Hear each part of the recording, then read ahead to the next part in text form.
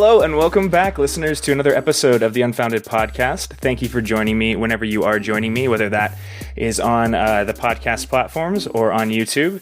I'm very excited to be back here. It's only a day later, actually, and that's a new one for. It's been a while since I've gotten a couple podcasts out back to back, I guess is what I'm trying to say. So thank you for coming back and joining me again. I hope you enjoyed last night's episode. I really enjoyed it listening back to it. So hope you got as much out of it as I did. But as you may have read, if you read the description that I posted here, I want to talk a little bit about manifestation today and outcomes specifically.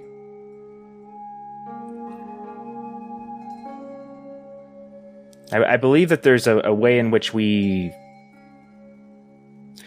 connects to kind of the way we go about life in the modern day, that linear way of thought that I talked about yesterday. This perspective, this mode of thinking that we get we've gotten addicted to in the modern day. The linear fashion, the way it lays out the world, puts too much emphasis on the outcome and not enough emphasis on the journey or the path. That's the distilled version of what I want to get into today. But to start out, like I've done in most of these episodes, I want to start with a quick quote for you. Before we do that, please check me out if you haven't already on my Facebook, Twitter, Instagram, and Patreon pages. If you want to support me, there's links to do that there. Thank you for your support up until now. Let's get right into it. This is a quote by Craig D. Lounsbrough, and I'm not familiar with him. Looks like he's a modern person, somebody that's still living, so we'll try to look him up maybe. We wonder why it has come to this, and eventually it came to us, that our decisions could do nothing other than to come to this, but the realization of that came a bit too late. I think what Craig, Mr. Lounsbrough, is talking about here is something like the comedy within life. There's this seeking we have. It's like we have this thirst deep down, human beings do, that we want to know everything, right? We want to fill in all the gaps. And with the tools we're given as we grow up, as we're kind of taught to view the world in a very specific way, we lose track of how to interpret the communication, the data that is ever present. You know, the guideposts that guide you along the way to your outcome, your ultimate manifestation, the real you. There's a way in which we trick ourselves out of that knowing. We talked a little bit about this yesterday as well. We forget that we know how to guide ourselves. The way we forget is something like losing the aspect of the child that dreams. And not necessarily just the aspect of the child that dreams, but the aspect of the child that believes the dreams are how you make reality. I remember a very specific, this is an anecdote of mine, right? A very specific time frame when I was a kid, where I can vividly remember how much more real this process felt when I was a kid. I think I was when I was living in Albuquerque, New Mexico, so I was fairly young. This was in like 98 or 99, so that would have put me in like first grade. But I used to, after school, because my parents worked late, I used to stay after school at one of the after-school daycare programs, right? And I remember one of the things I would get extremely excited about is if one of my parents would come early to pick me up, right? If I didn't have to stay there until like 5 or 6 at night, if they came at like 2 or 3 and picked me up, I got extremely excited by that. And I remember that I wanted that to happen every day, but it didn't happen every day, right? So in my child head, the way that I automatically envisioned making that happen was by dreaming it. So what I would do was play with the idea, envision, think about, and dream about the idea of my dad walking in through those double doors at 2:30, right when I got out of school or whatever it was, right? And I would focus on it, and I would focus on it, and I would focus on it, right?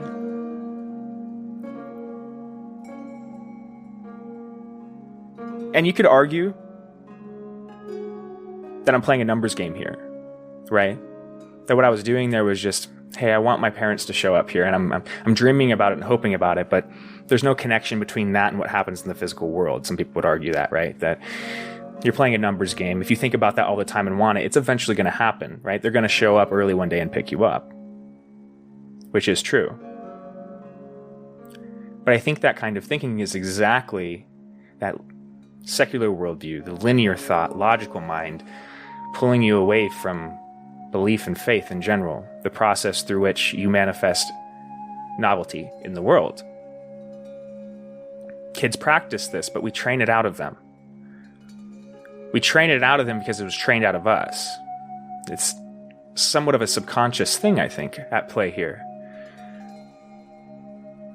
But that I did that, and I remember there was this one week that I remember I was like, man, I'm tired of staying here, I'm bored, I really want my dad to show up today. And I remember I was sitting there thinking and dreaming about it almost all day. And then when I got off school at about 2:45, he walked in the room in those double doors, exactly how I had imagined it, right? And picked me up early. And there was a feeling of, yeah, that's how you do it. Which, like I said, I'm sure it seems trivial because it's a trivial matter I'm talking about, but the process isn't trivial. Just because it's true and trivial in a trivial fashion doesn't make it any less impactful, any less meaningful, right? That what I'm talking about here and just described to you, I think, is the process of manifestation. Some of you that are watching this or listening to this may have watched a movie called The Secret. And I'm not going to tell you to go watch the movie called The Secret because I think it's a very misleading movie. Because what I believe that movie does, and I'm not trying to tear it down necessarily, but I'm trying to kind of warn others against the idea and how it manipulates it. Because from what I can tell, what that movie The Secret does, and if you're interested, definitely take a look, but, take it with a grain of salt. It takes this idea of belief, right? Of dreaming, of taking your dreams and manifesting them. And it perverts it in some way. And I don't know exactly how, but I think what it is it's something like it takes the sacrificial aspect out of it. Like if you go back to the example I just used with me in school,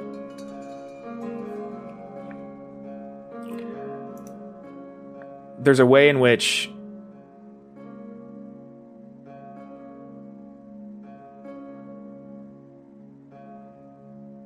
at that simple level, what I was sacrificing was like the simplest thing. It was like time and energy as a kid, right?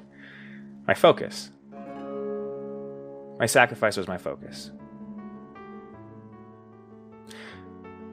But that life in general, and most of the times, the things that you are desiring, the outcomes you're focusing on, they're disconnected from the you, the deep you, that child. So that the process of manifesting whatever it is much more complicated because within that, that simplified process I just described to you, we've placed barriers through which we can't see past in some ways. From the perspectives we've taken on as we've grown up, as we've shed the thing we call child and put on the coat we call adult.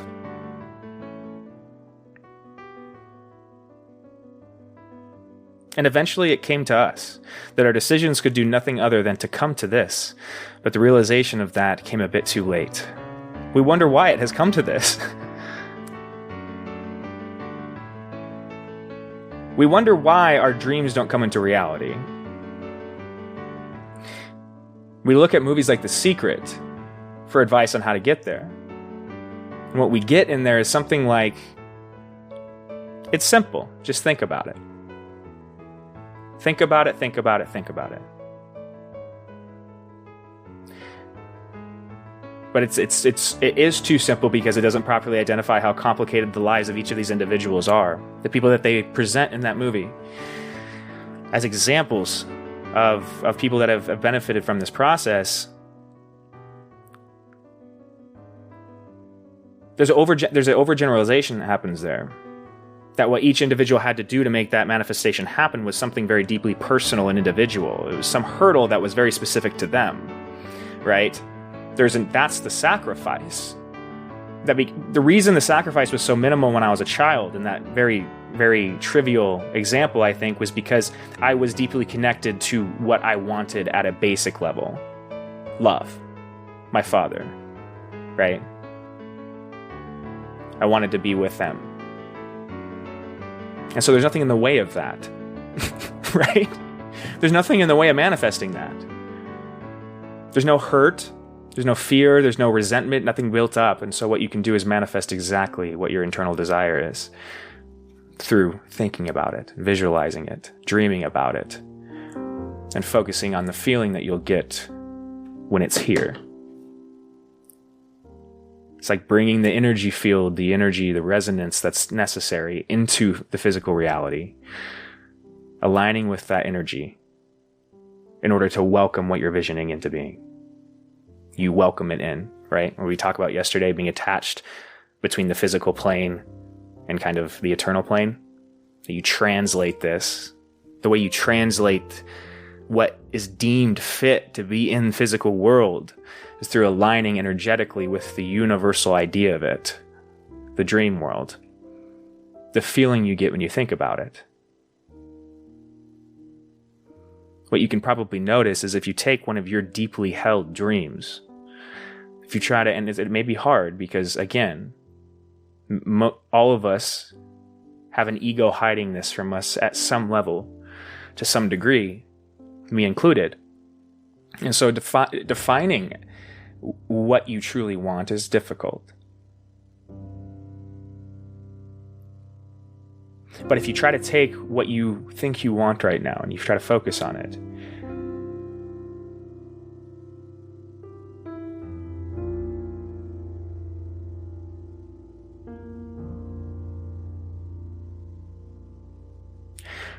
what you'll start to see, you'll get an image, but what you'll start to see is kind of the place you want to end up, right? It's like the beginning of this visualization, the dream world, being in the place you want to be.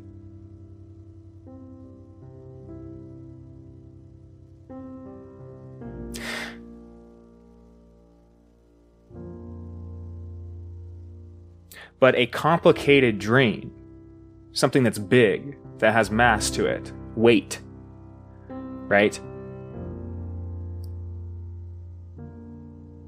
In order to actually align properly energetically, it's not like you just get to think of the idea of having it, right?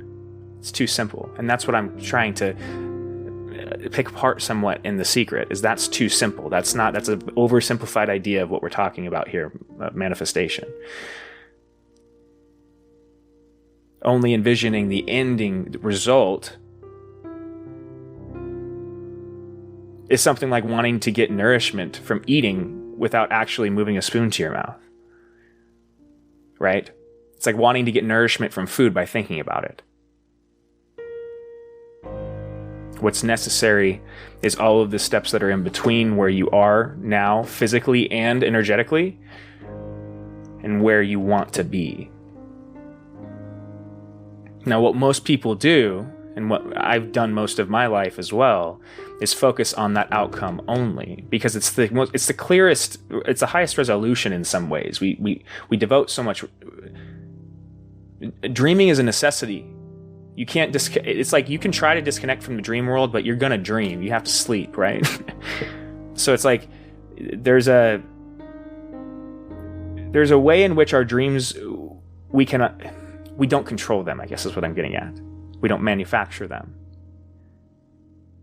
Your dreams come from something deeper, that soul, that eternal thing. It's that Akashic record speaking through the soul, right? And your desire, your dream speaks of your purpose, right? Which is why it demands that you figure out how to get to that endpoint. I'm not saying that you're wrong for dreaming of outcomes, because it's kind of the only, like I said, the highest resolution part of the image that we have. Where we go wrong is in over-focusing, keeping our vision only on the outcome, and not allowing the outcome to morph somewhat. Yesterday we talked a little bit about how time itself, that I have argued, and I don't think that time exists in the way that we think about it. And so that asking whether the universe is predetermined, and then also at the same time asking whether we have free will, the answer you'll get, that I've gotten, is something like yes and yes, right? That because we've made this assumption that time is a physical thing,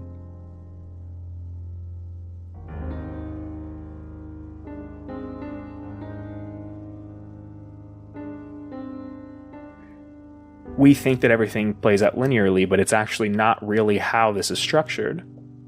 The past, the present, and the now are not separate things.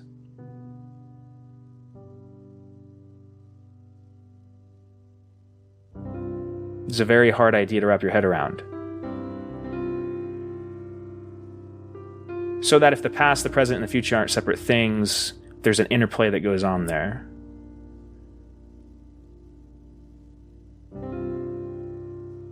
And there's like a leverage point or a mechanism at the individual level that we call free will.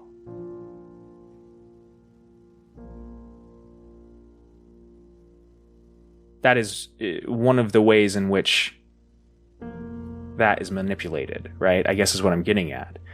That seems to argue against the idea of it being predetermined, fixed. And I guess what I'm getting at is the idea of something being predetermined but not fixed. Right? The journey, not the outcome.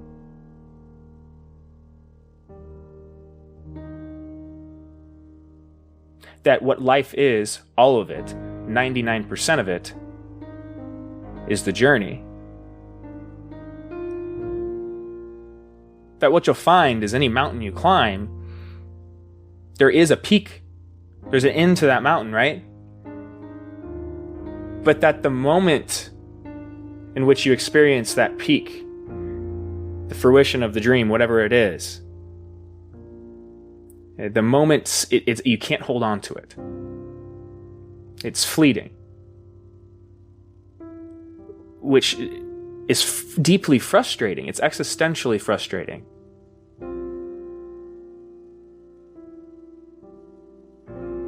Which is why focusing on the outcome is a dangerous thing too. Because it places you in a mental state in which you're constantly looking for something that you'll never have. You're constantly wanting to hold on to an impermanent thing permanently. It's like trying to live forever or something like that.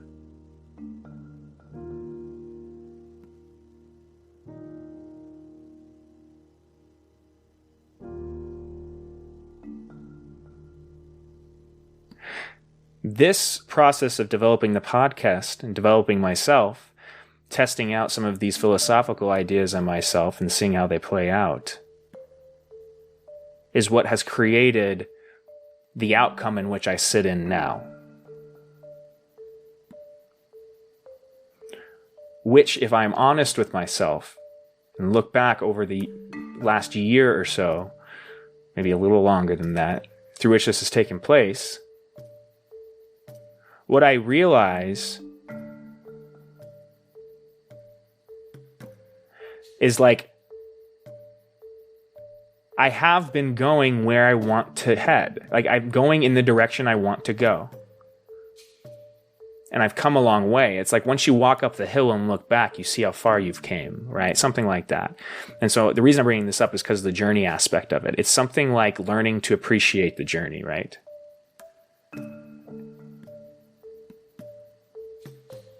As I've done that, as I've sat here and as I've this last couple of weeks, that's why I've been talking so much about myself, is because I've been very trying to figure out, okay, where am I? Right? Get my bearings and where have I come? What I've realized is that the value is not in where I'm at. The value is in everything I have done to get here, right? Not only that, but what I find is even though all of the things I've done to get here were some of the most exceedingly unpleasant things I've had to do in my life, now when I look at them, they're strengths. And the dragons that existed because of those don't exist anymore. There's this weird way in which I can be honest with myself, look internally and be like, are you there? Nope. Right? So that in a weird way, the journey becomes the destination. The journey becomes the destination constantly. So that if you are awake, in a sense, if you started the dialogue in which we were talking about yesterday, an internal one through which you try to recognize who you are, what you are at a deep level, if you started that dialogue,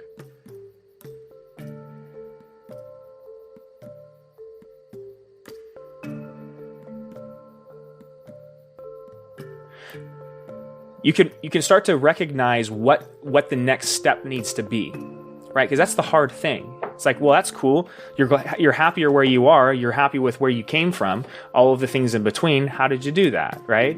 Well, I think it's something like how did you figure out how to start on that path? You know, that's one thing I think is the hardest part. The hardest part of any excursion is like the first step, right? It's always when everything is mounted against you.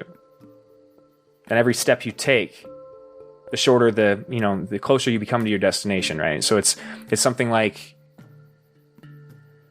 the process of starting the conversation internally is the first step.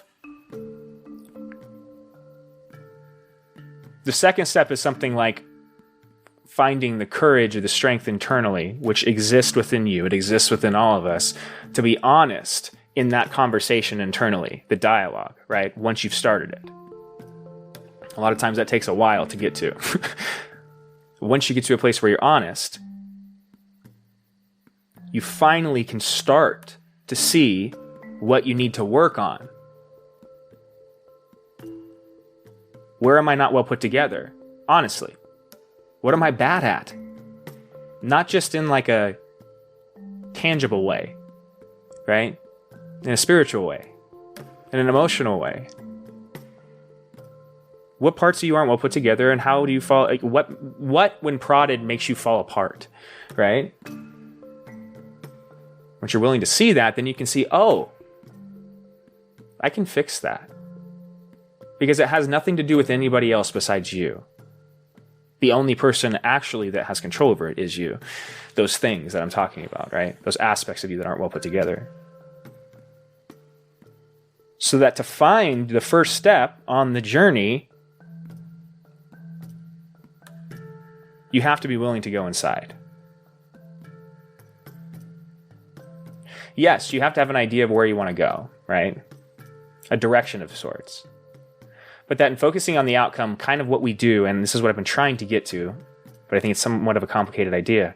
And focusing on the outcome, what we do is miss the beauty that's unfolding in front of us in the now. We keep ourselves in the future place. A place which it's a frame of mind and a perspective in which that what isn't real in that way. But we think about it that way. And so what we do when we focus only on the obstacle or on the objective, on the finishing line, is we embody only the energy of the finishing line. But like I just said earlier, there's a lot of blockades, a lot of hurdles in between you and that finishing line. Stuff that you don't want to see. Nobody wants to see, and sacrifices you are not going to want to make.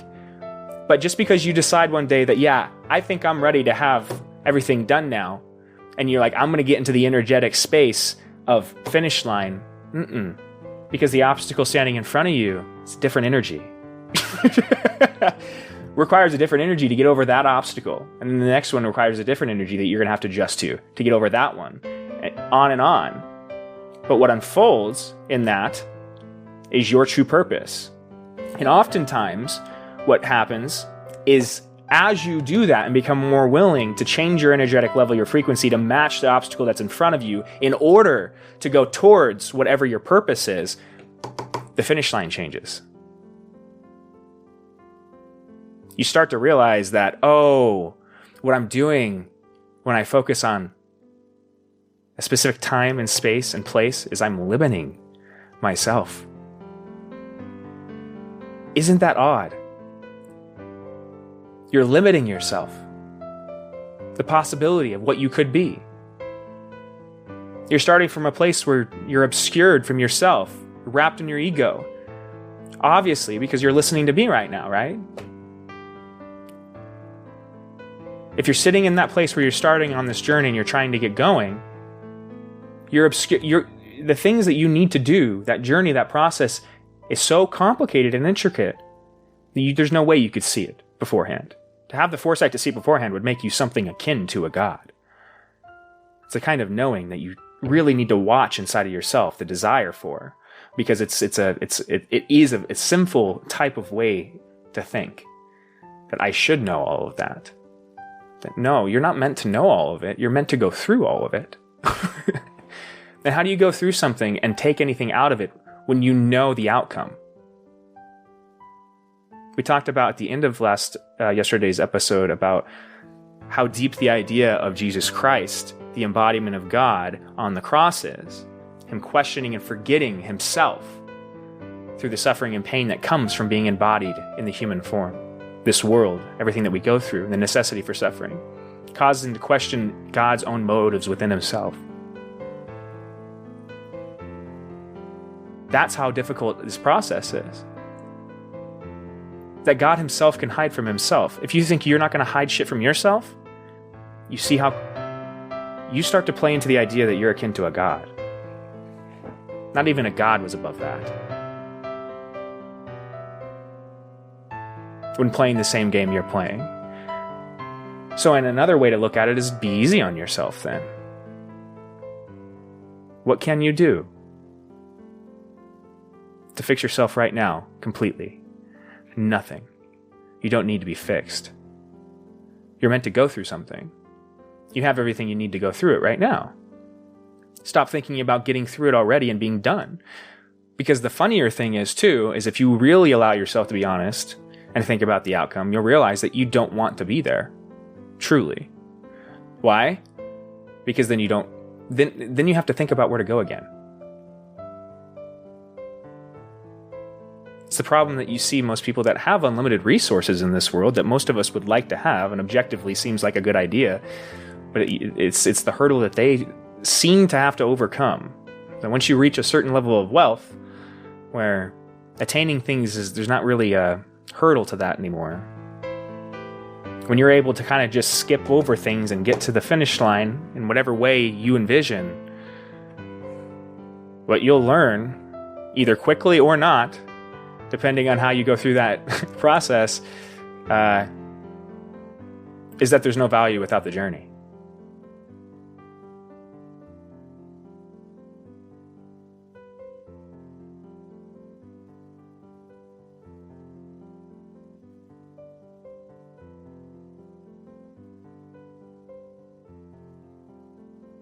And you know this too at a deeper level. Think about your fondest memories.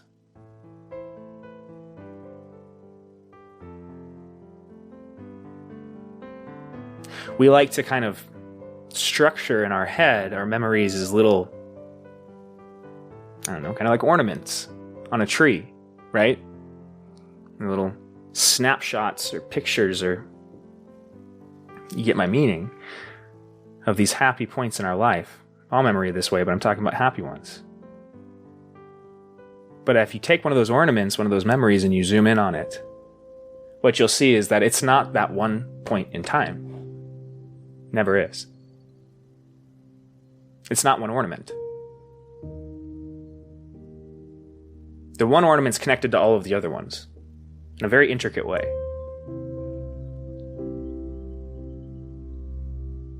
And the reason it is placed on your tree, the reason it's connected to every other one, is because every other one was necessary in the making of that one.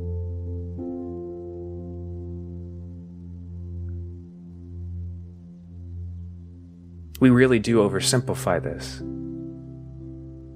but it is simpler than we think.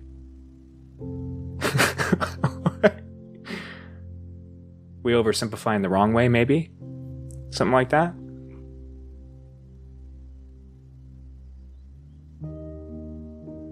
When you think about those memories, you'll notice that as you unpack that one ornament, it's connected to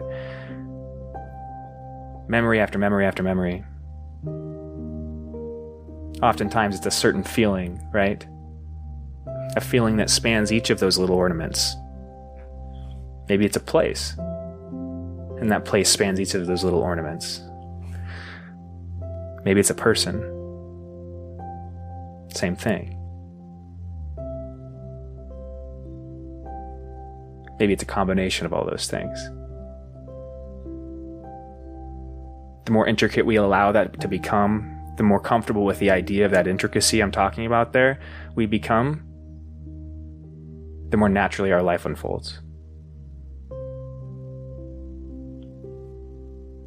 The more value the journey has. And there's a limitless amount of value you can pull out of each moment that you get to spend here. Because the way I like to think about this, and this is a deeply spiritual belief of mine, but like I've said before, I think that there's past lives. I think we've done this before. Not only in this form, but in many different forms. Basically every other living form you see around us. And that I hate using the objective word, but it seems to be an objective truth that the human being, from what we have now, is something like the most complicated form of nature we know.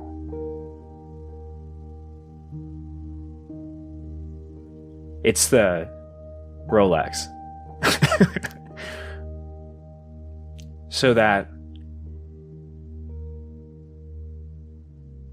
in the lottery of life in the universe, pulling a human being is like winning the lottery. Because the human being really is something that has effect. It has perspective. It is conscious. And it has, in its ideal form, will to power. The ability to span those two worlds, the eternal and the physical. It has the ultimate power to create. Something that makes us in the image of God. Little creators. A little version of the big man or woman.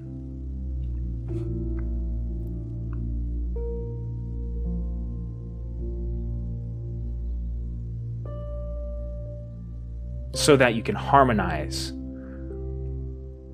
with your outcomes and play with them instead of holding on to them, right? Allow yourself to love the process, the curiosity that comes along with not knowing, embracing that fear and turning it into a curiosity of sorts.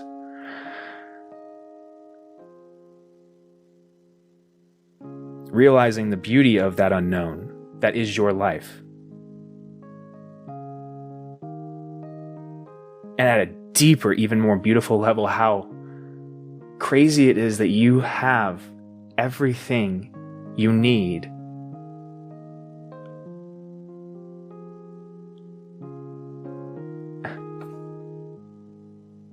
Is there anything more to say, right? You just have to look at what people have done. And it's easy to look at what people have done in a negative way, but it's actually pretty easy to find crazy stuff, impressive, mind-blowing things that people have done. All you have to do is look. And then if you're not too wrapped in that ego, and you're having that honest conversation with yourself, what you'll find is you don't have a desire to compete with those people. Not in a way to tear them down. Maybe something like a divine competition. A desire to call out of you something as unique and beautiful as what that individual has given to you and the world. That it's not about taking from the world, it's about giving to it. Giving yourself to the world. How do you give something you don't know exists? You can't.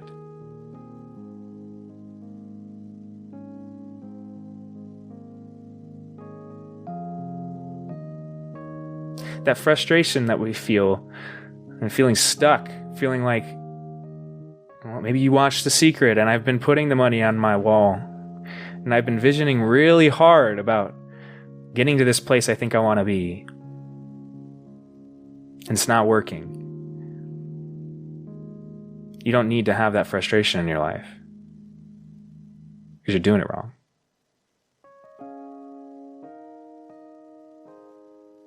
It may not feel like it in the moment, but that's what I think you're doing.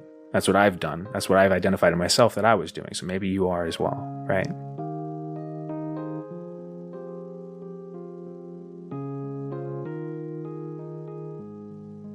There's times in your life when you're going to need to go internally, when you're going to need to pull back from the world, when you're going to need to regroup in a way, declutter, demystify, organize, in a sense, simplify your world. Embracing that makes this process easier as well. But it's difficult because you have to let go of things when you do that, right?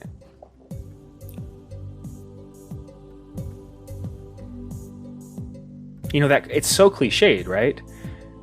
It's that old saying, it's all about the ride, right? Or whatever it is, something like that. It's the ride, that Miley Cyrus song, right? It's the ride. There's a lot of songs about that. It's a Beautiful Ride. That's another one. That's a Dewey Cox song. The End of Dewey Cox. It's a good movie if you want to watch a comedy.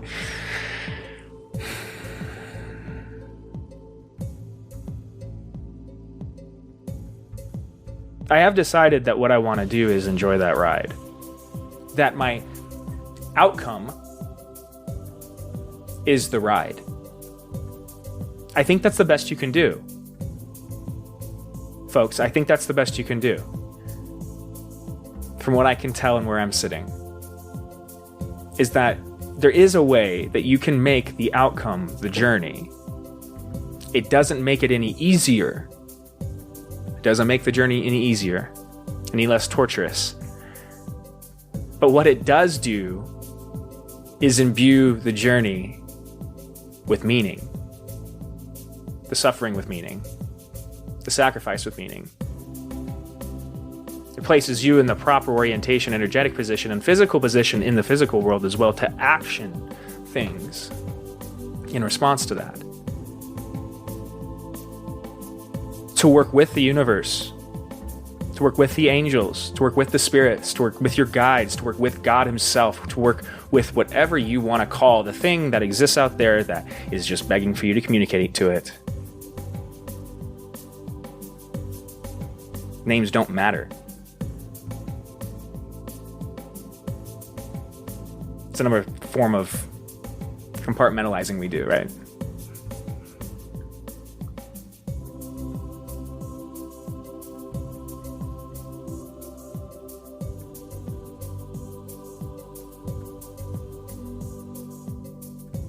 There's this feeling you'll get as you go through this process, something like remorse and regret.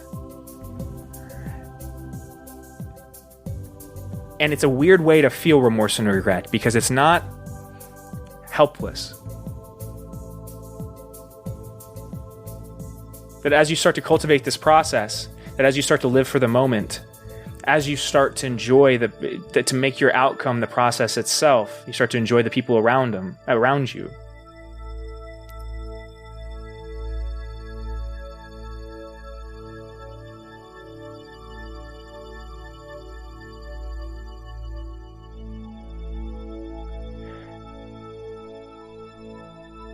You realize what you're in control of and what you're not in control of, right? And how simple it really is, right? I was just saying earlier that this is an extremely complicated idea. All of this is, right? That it's simple and complicated at the same time.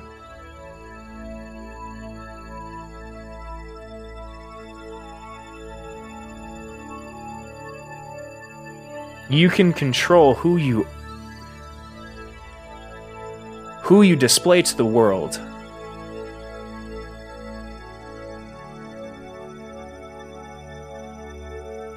And what people love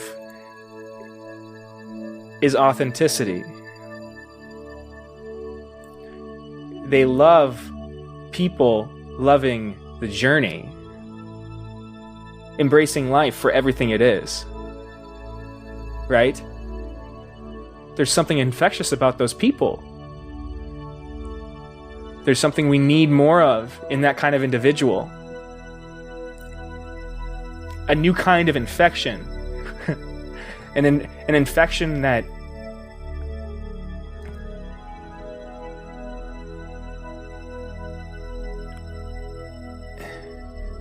reinvigorates, in a way, reinvigorates love at a fundamental level, self-love, at a larger level, love for your community, at the broadest level, love for the process itself.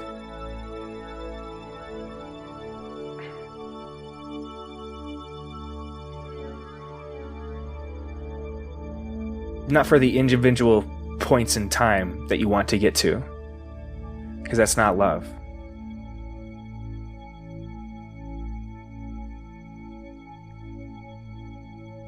You can recognize emotional and energetic alignment through emotion. Like if you're watching right now, you can see me going through. If you're listening, you can probably hear.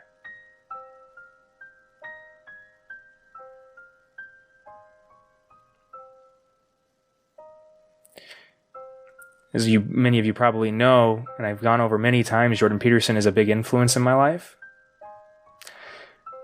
And there's something I noticed that started to happen in me that I noticed him describe in himself before I went on this journey. At the beginning of this journey, listening to his lectures, one of the things that always struck me about the way Jordan Peterson talked and spoke was there's a certain genuine nature. But the way I recognized it was through this kind of emotion. That you could see there was an inability, even if he wanted to hold back the flood of emotion that he was expressing. There's a truth in that. There's a beauty in that. There's a sadness in that. There's this complicated feeling that when I get emotional in this podcast, and you guys see me do this, that's what's overcoming me, is something like a spirit of gratitude. Like,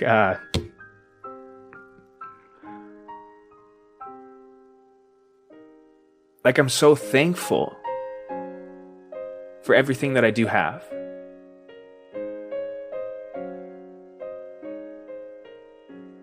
Also so sad for how little I've realized that through my life.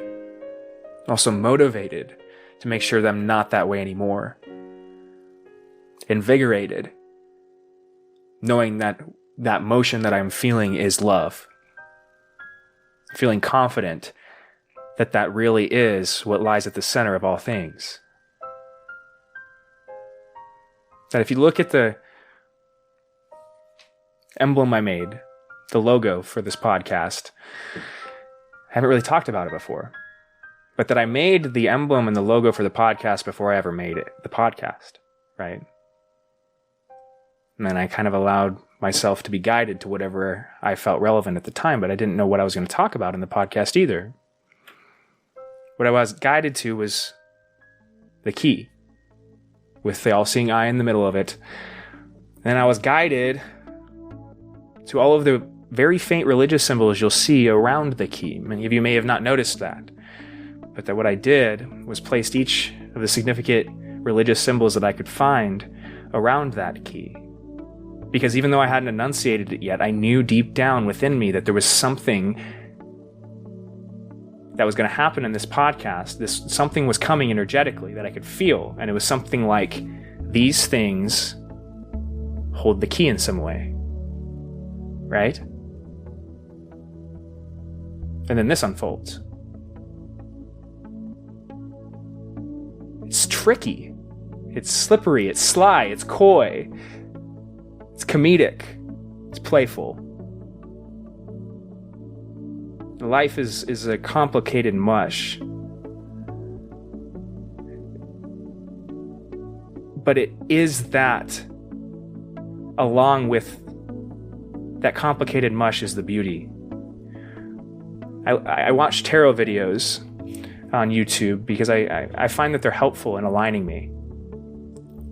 Take that with a grain of salt, because you can be very misguided with some of that stuff. But one of the ladies I listen to, her name's Baba Jolie. I'll link to her in my podcast description. Just watching her earlier today, and she had a quote that I really, really liked. It stood out to me, and actually what made me think to come out in here, and it was, chaos is the music of the universe. And I don't know if it's something, I thought there was something beautiful. There's beauty, there's truth and beauty about that the mushiness is something to be embraced. Chaos isn't your enemy. It's how you create reality. And with that, folks, that's going to be the Unfounded Podcast. Thank you very much for tuning in again, just a day later from last episode. I hope you enjoyed this version of the podcast, or version episode. I sure am. And as you can tell, I'm putting a lot more energy into this, because this is what I am energetically focused on right now. And this is what I think, this is the part of the journey I'm on. Where are you guys at? Hopefully somewhere you want to be. If not, you're where you're supposed to be. So have faith in that. And until next time, everyone, lots of love. I will talk to you all very soon. Bye-bye.